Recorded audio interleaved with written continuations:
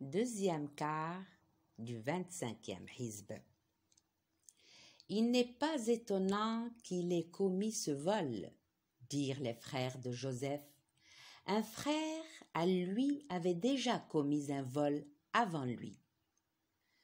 Joseph garda pour lui cette réflexion et ne dévoila guère ce qu'il en pensait, se contentant de dire en lui-même « Vous êtes encore plus mauvais que je ne croyais, mais Dieu est le mieux informé de vos allégations. » Ô Seigneur, dirent les fils de Jacob, le père de ce jeune homme est d'un âge très avancé. Prends l'un de nous à sa place. Nous voyons en toi un homme d'une grande bonté. À Dieu ne plaise, dit Joseph, que je retienne un autre que celui chez qui notre coupe a été trouvée. Nous serions alors vraiment injustes. Désespérant de le fléchir, les fils de Jacob se retirèrent pour se concerter.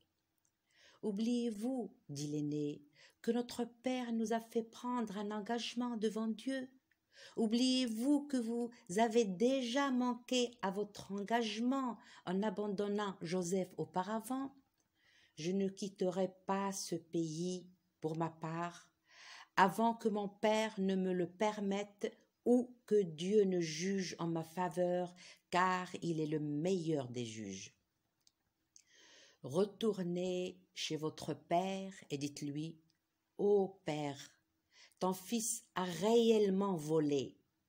Nous ne te rapportons que ce dont nous avons été témoins, sans pouvoir répandre de ce qui a pu nous échapper. Interroge la ville où nous étions, ainsi que la caravane dans laquelle nous sommes arrivés. Tous te confirmeront que ce que nous disons est la vérité. » C'est là, leur dit Jacob, un autre mauvais coup que vous avez monté vous-même, et je n'ai plus qu'à me résigner. Peut-être que Dieu me les rendra tous les deux, car il est omniscient et sage. Et il leur tourna le dos en soupirant, que ma peine est grande pour Joseph. Et ses yeux devinrent aveugles par suite de son affliction, car il avait de la peine à contenir sa douleur. Par Dieu, lui dirent ses enfants, tu ne cesseras donc jamais d'évoquer le souvenir de Joseph jusqu'à en dépérir ou en mourir. C'est à Dieu seul, dit-il, que je confie ma tristesse et ma douleur, car je sais de la part de Dieu des choses que vous-même ne savez pas. Ô mes enfants, allez vous enquérir de Joseph et de son frère, et ne désespérez point de la miséricorde de Dieu, car seuls les négateurs désespèrent de la bonté divine.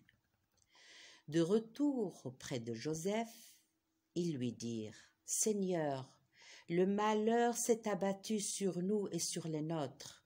Nous ne pouvons t'offrir qu'une marchandise sans grande valeur. Fais-nous bonne mesure et sois charitable envers nous, car Dieu récompense toujours les gens charitables. » Vous souvenez-vous, leur dit-il, de ce que vous avez fait de Joseph et de son frère quand vous étiez plongés dans l'ignorance?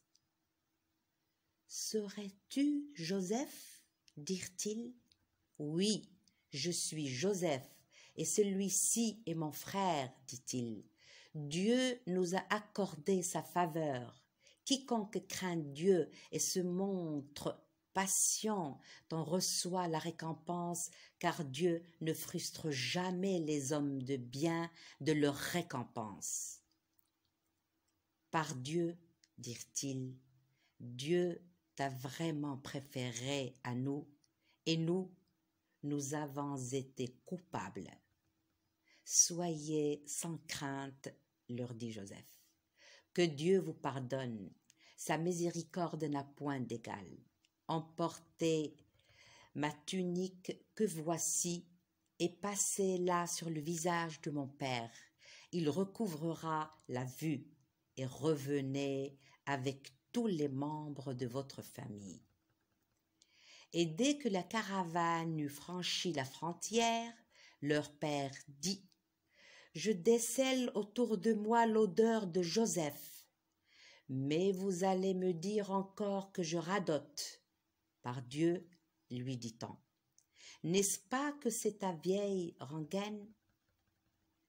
Mais lorsque le porteur de la bonne nouvelle arriva et appliqua la tunique sur le visage de Jacob, celui-ci recouvra aussitôt la vue et dit: Ne vous avais-je pas affirmé que je savais de la part de Dieu des choses que vous-même ne savez pas?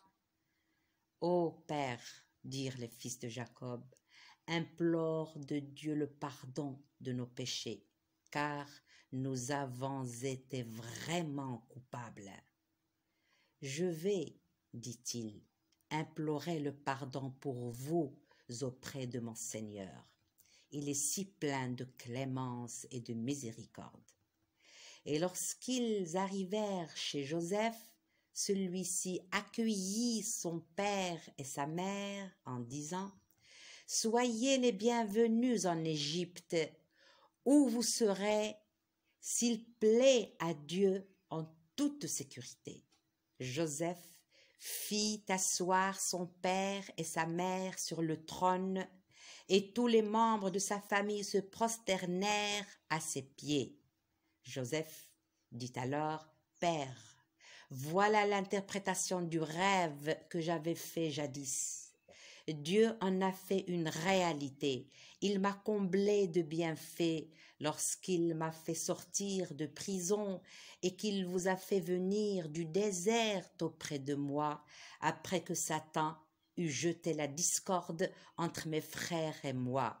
En vérité, mon Seigneur sauve toujours qui il veut. Il est l'omniscient, le sage.